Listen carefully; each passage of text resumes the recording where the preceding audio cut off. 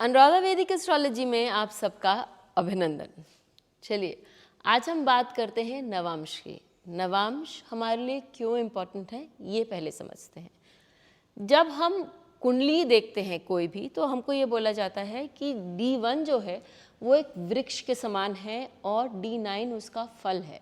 तो उससे हम क्या निकाल सकते हैं? उससे हम ये बोल सकते हैं कि कोई भी ग्रह किस तरह से अपना रिजल्ट देगा वो हमें D9 में मालूम पड़ता है। फिर हमें मालूम पड़ता है कि किसी भी ग्रह की पोटेंसी, उसकी दशा में उसका क्या असर आएगा, ये सारी चीज़ें हम D9 से देख सकते हैं, D9 से बता सकते हैं।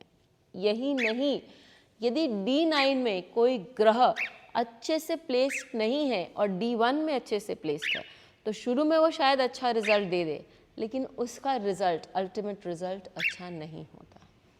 विमशोपक बल जब हम BPHS के अनुसार कैलकुलेट करते हैं, तो उसमें भी वर्ग, षोडश वर्ग में D60 के बाद D9 को ही सबसे ज़्यादा पॉइंट्स मिलते हैं। अर्थात यदि चार्ट की स्ट्रेंथ देखें हम, तो D9 की जो स्ट्रेंथ है वो सबसे ज़्यादा है D60 के बाद।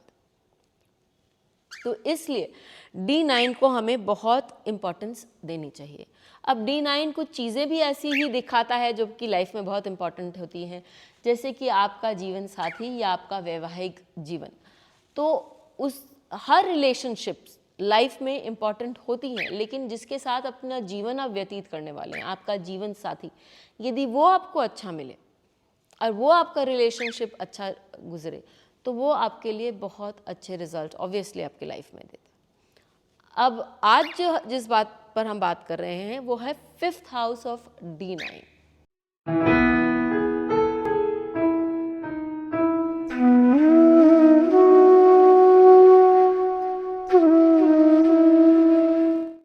शुरू करने से पहले आप सबका धन्यवाद कि आपने हमारे YouTube और Spotify चैनल्स को लाइक, शेयर, सब्सक्राइब किया और वहाँ पर अपने कमेंट्स और सुझाव लिखे।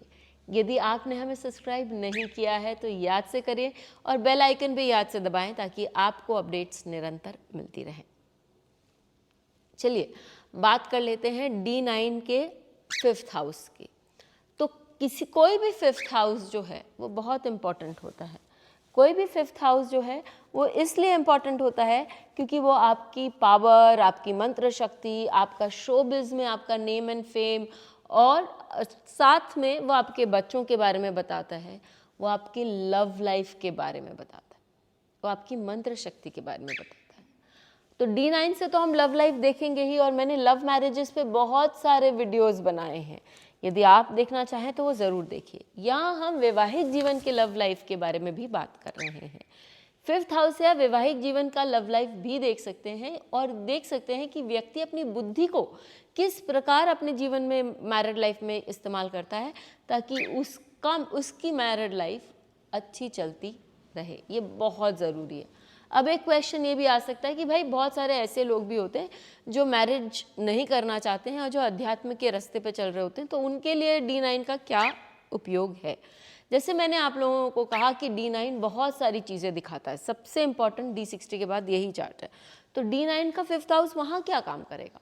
ऐसे लोगों के लिए वो उनकी मंत्र शक्ति के बारे में बताता है। ऐसे लोग वो किस तरह से मंत्र पढ़ते हैं या वो किस तरह से और 5th हाउस आपके बच्चों का भाव है, तो ऐसे लोगों के शिष्य होंगे, डिसाइपल्स होंगे, वो कैसे होंगे, वो सारी चीज़ हम देखेंगे।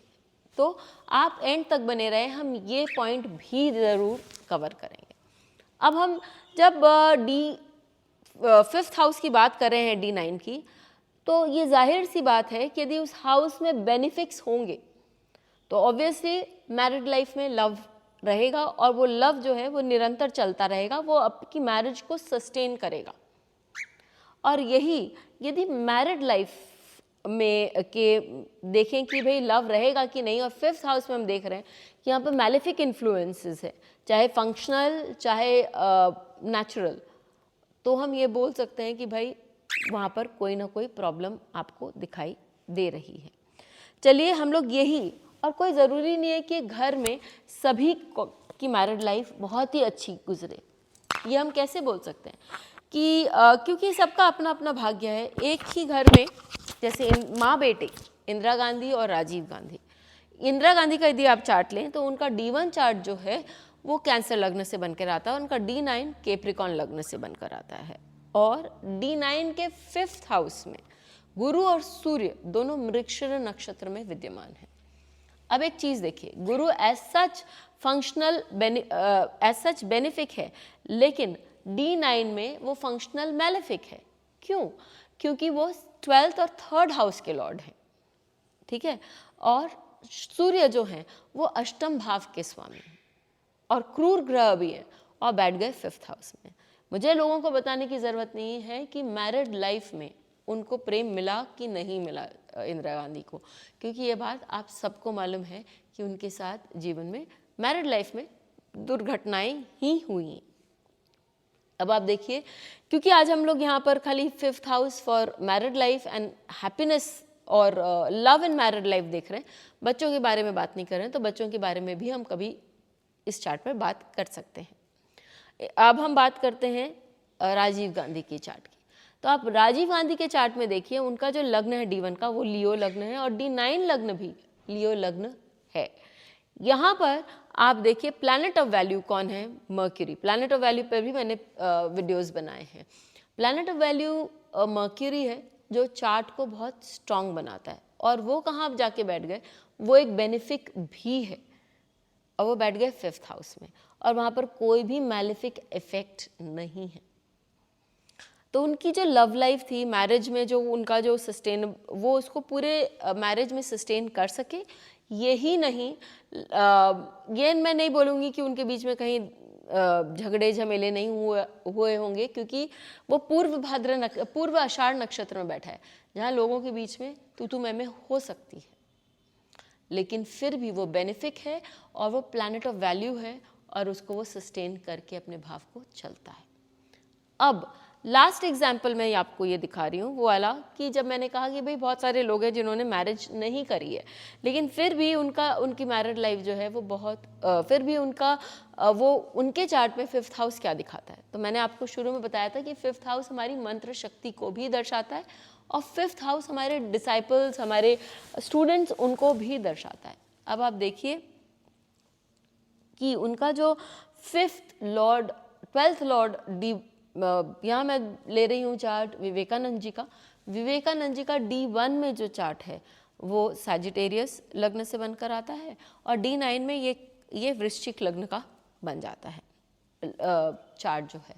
और साथ ही आप देखिए कि उनका जो लग्न है D9 का लग्न पे, वहाँ पर गुरु बैठे हैं जो पंचमेश है, द्वितीयेश है, अगेन प्लैनेट ऑफ वैल्यू है और बेनिफिक है, और साथ में पंचम भाव को दृष्ट कर रहे हैं, जहाँ उच्च का 12th लॉर्ड, जो कि आपको संन्यास बोल सकते हैं, अकल्ट बोल सकते हैं, अध्यात्म बोल सकते हैं, उससे जुड़ा हुआ है और शुक्र को दृष्ट भी कर रहा है। और यही नहीं, शुक्र उनका 7th लॉर्ड भी है। तो आप ये देखिए कि उनका मंत्र की तरफ मंत्रना, लोगों को सलाह देना, ये बहुत स्ट्रांग था। उनके बहुत सारे डिसाइपल्स थे जो बहुत अच्छे प्लेसेस में थे, और उनके जो बाहर के डिसाइपल्स थे वो बहुत सारी लेडीज़ थी जिनको उन्होंने बहुत सही पथ पर चलने की शिक्षा भी दी थी। आप ये देखिए कि गुरु शुक्र जो है वो 5th हाउस में 4 डिग्रीज में, यानी कि उत्तर भाद्र नक्षत्र में बैठे हुए, तो वो एक सौम्य नक्षत्र है जो उनको, और अध्यात्म का भी नक्षत्र है, टीचर का नक्षत्र है, तो वो उनको वो टीचिंग एबिलिटीज़, मंत्र जाप करना और सही पद पे लोगों को लाने की क्षमता भी दिखाता है। इसी तरह आप भी इन सूत्र को अपने D9 चार्ट पे लगाएं और हमें बताएं कि आपको ये वीडियो कैसा लगा। फिर मिलेंगे, तब तक के लिए धन्यवाद। बेल आइकन को दबाएं ताकि आपको वीडियोस की अपडेट मिलती रहे। हमारे वीडियोस को लाइक करें, शेयर करें, उन पर कमेंट करें और हमारे चैनल को सब्सक्राइब करना न भूलें।